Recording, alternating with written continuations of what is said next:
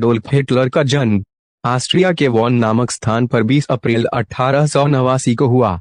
Germany की Nazi party के नेता एडोल्फ हिटलर को 20वीं सदी के सबसे शक्तिशाली और कुख्यात तानाशाहों में से एक माना जाता है, जिसके बाद जर्मनी में हजारों साधारण नागरिकों ने खुदकुशी का रास्ता पकड़ लिया था। इसे मास सुसाइड वेव के नाम से जाना जाता है। 1933 में जर्मनी की सत्ता पर काबिज हुए एडोल्फ हिटलर ने यहाँ एक नस्लवादी साम्राज्य बनाया। उसके लिए यहूदी इंसानी नस्ल का हिस्सा ही नहीं थे। यहूदियों को खत्म करने का सिलसिला मई से पोलैंड में खुले ऑश्विट्ज कैंप से शुरू हुआ था। ऑश्विट्ज कैंप यानी मौत का दूसरा नाम।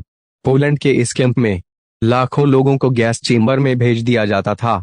बूढ़े और बीमारों को गैस चेंबर में मौत दी जाती थी। कैंप में 4 क्रीमेटोरियम थे जो हर दिन 4700 लाशों को जला सकते थे। 27 जनवरी 1945 को सोवियत रेड आर्मी द्वारा आजाद किए जाने तक ऑश्विट्ज कैंप में 11 लाख लोगों की मौत हो चुकी थी। कैंप में बच गए करीब 7000 लोगों को रिहा कराया गया। 20 अप्रैल 1945 ये वो दिन था जब दुनिया के सबसे बड़े तानाशाह हिटलर ने अपने आप को गोली मारकर आत्महत्या कर ली। पर ऐसा क्यों हुआ? ऐसी कौन सी मजबूरी रही होगी जब दुनिया के सबसे ताकतवर इंसानों में से एक ने आत्महत्या कर ली?